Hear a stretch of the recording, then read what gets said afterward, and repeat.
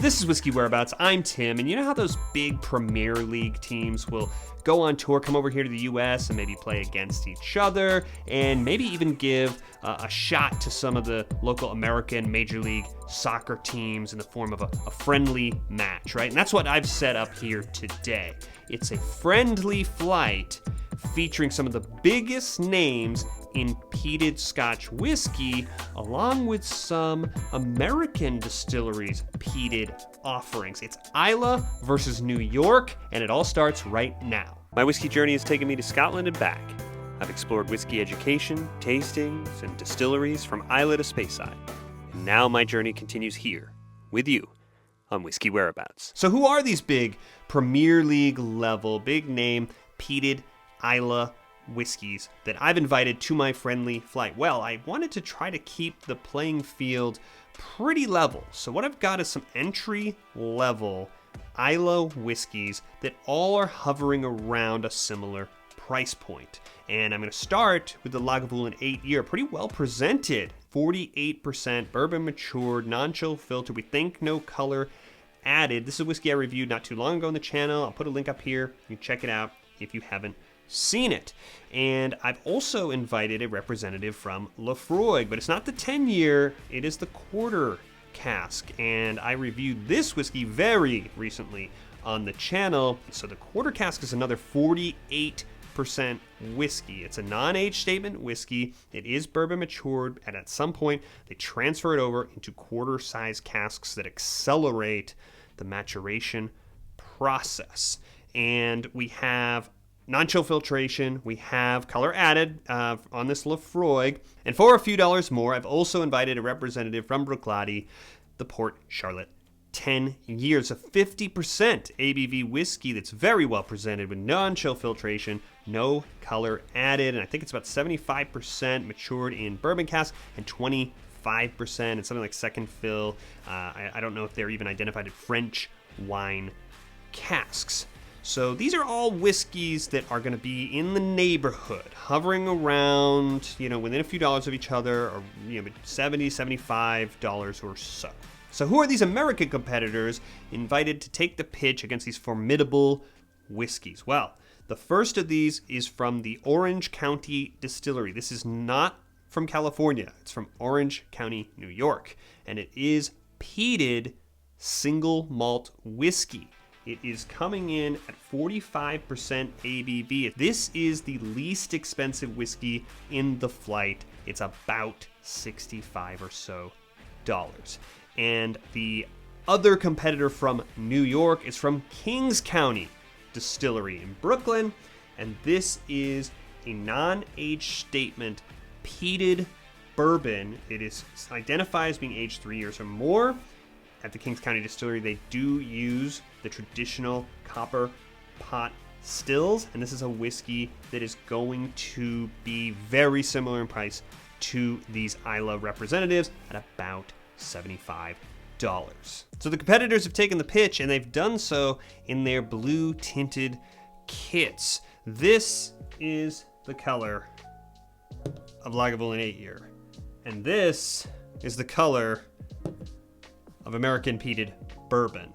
And so to give the best possible chance to level the playing field, I'm going with the blind tasting Glencairns today, designed so that I can't see or pick up the color of the whiskey inside the glasses. So I'm going to start, as I always do in this type of video, from here randomly. These have been placed. I don't know which is which. I'm going to just work my way through from here over to here. So starting here with whiskey number 1, not overwhelming, but the peat is there. Salty. Yeah, it's pretty familiar. That vanilla. Gonna now go in and nose whiskey number 2. Oh yeah, so much sweeter. And yeah, it's almost marshmallow vanilla sweetness coming off of it. There is a toasty peated, so now kind of after the sweetness kind of subsides, you're kind of factoring that sort of peat warmth. It's almost s'moresy now. There's something else there, a little bit sort of deeper in the mix. That's a fruity, a berry, a little tartness cutting through. I'm gonna go nose whiskey number 3 now. Yeah, it's bourbon. I mean, you cannot mistake it. And I've tried to sort of set this up as neutrally as possible. There's just no mistaking that charred vanilla corn sweet combination. The question is, we've got peated bourbon, slightly unusual. How is this gonna play? And the answer is subtly on the nose. There's so much char influence from bourbon. It's turned up. But here, on the nose, I'm not overwhelmed with like, what is this concoction? You know, with the peat in here, the peat is relatively subtle, and it is complementing. Yeah, there's a saltiness, and there's a candy sweet, like a confectionery, like a Tootsie Roll chocolate, like that type of sweetness to it. It is not bad. That's a pretty solid nose. Moving on now to whiskey number 4. Oh boy, this one's unusual. This is a strange combination of flavors on the nose. There's not much in terms of smoke. Again, there's maybe a warmth, a toastiness. What I'm getting is a strange combination. It's almost like ramen noodle, salty broth, more than sea salt or brine like we think of with sort of Islay peated whiskey. This is not whiskey from Islay. And a fishiness. It's like, yeah, fishy ramen is an unusual dominant note, and I'm trying to kind of get past it. There's maybe a vanilla and some maybe citrus fruitiness, but that initial note is really, it's overwhelming in terms of reading the nose on that whiskey. So, okay, we'll go to whiskey number 5 now and check out the final nose. Very nice, inviting kind of smoke, fire smoke hanging over it. Very, very nice nose. Okay, so I'm gonna go in on the palate now. I'm gonna go back and start here on whiskey number 1. It's a very strong whiskey. There's the peat, ashy on the palate. Whiskey number 2 on the palate now. Very nice mouthfeel here. This is a whiskey that has plenty of the peat presence on that palate. It has a sort of caramel sweet. This is a sweet whiskey, and it has a cherry kind of fruit. Whiskey number 3 now on the palate. Let's check it out. Sweet and salty, caramel sweet again. Very solid mouthfeel, and ashy. It's pretty complimentary. The palate is not, this one's sweeter, but these are not that dissimilar on the palate. The other 2 stages of this whiskey are very different. But on the palate, there's a lot of Venn diagram overlap here. There's sort of complementary kind of caramel, salty, sweet, peat, ashy peat. Moving on to whiskey number 4 with that, the most unusual of the noses. Let's see how the palate presents on this whiskey.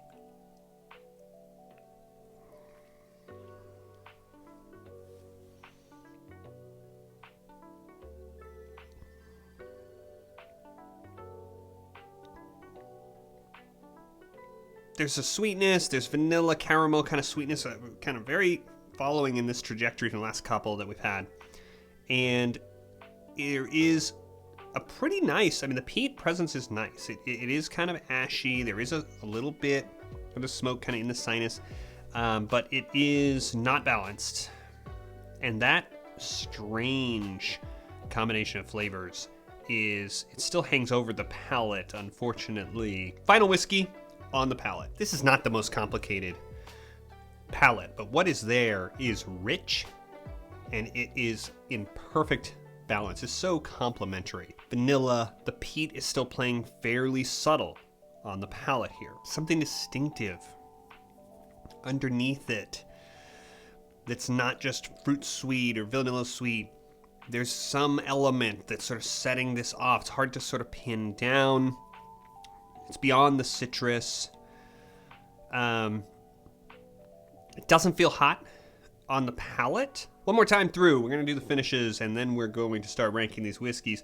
Finish on whiskey number 1. A little wood bitter, a little ashy smoke, kind of right down the middle of the tongue. It's not very hot at all.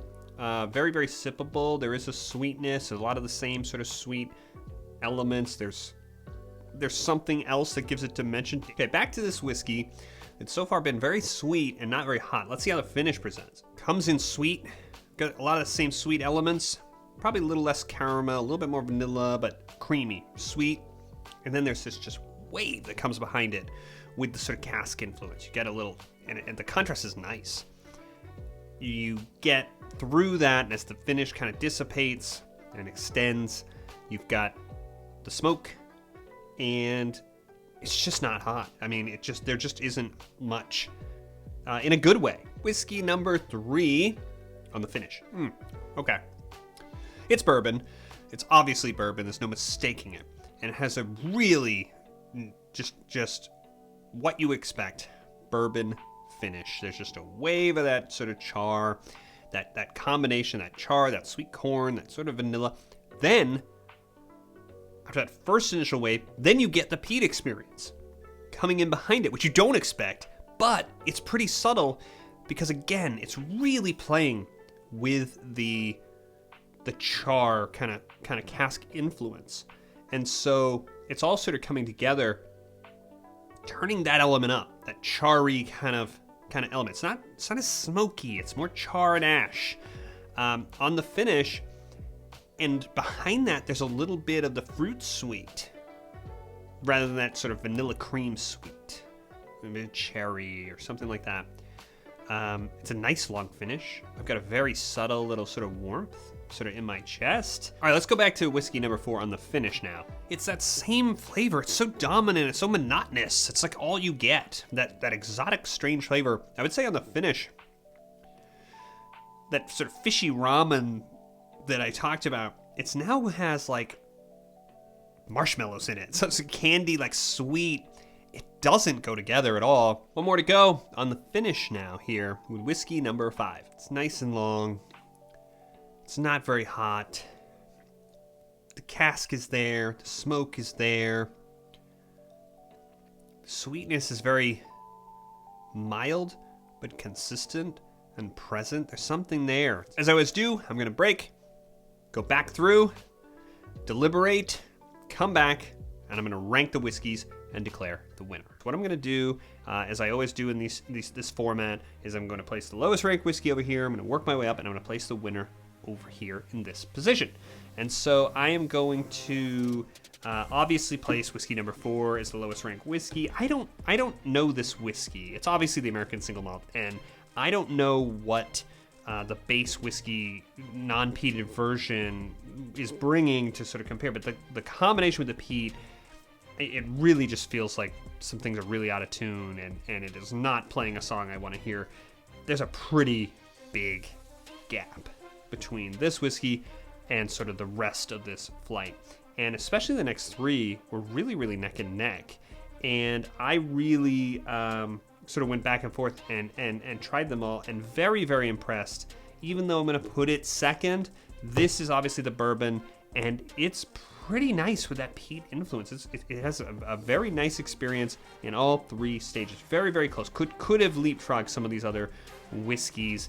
I did not intend to put the sort of American whiskeys sort of at the end to make any sort of point, but when Liverpool comes and plays LA Galaxy, this is what happens, right? But this whiskey, this bourbon, really, really held its own.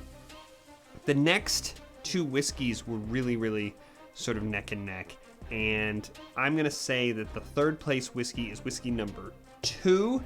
A solid whiskey, a little bit down the middle, a little bit uniform. And the next whiskey is going to be whiskey number 4. So that means that whiskey number 5 is going to stay in its place and it's going to be the winner. So I'm now going to find out which whiskey it was. I'm pretty certain that this is the Lagavulin. This is the winner. It is the Laphroaig Quarter Cask. And it's surprising to me. I'm a big sort of proponent of this whiskey, which I assume am correct to support Charlotte. It is. That means this is that's the Lagavulin. If you haven't seen my review of this whiskey, make sure you check it out. I just reviewed this whiskey, and so you don't miss any of the future reviews and the future videos that are coming, make sure you subscribe. You can press this big button right over here. I'll see you on the next one.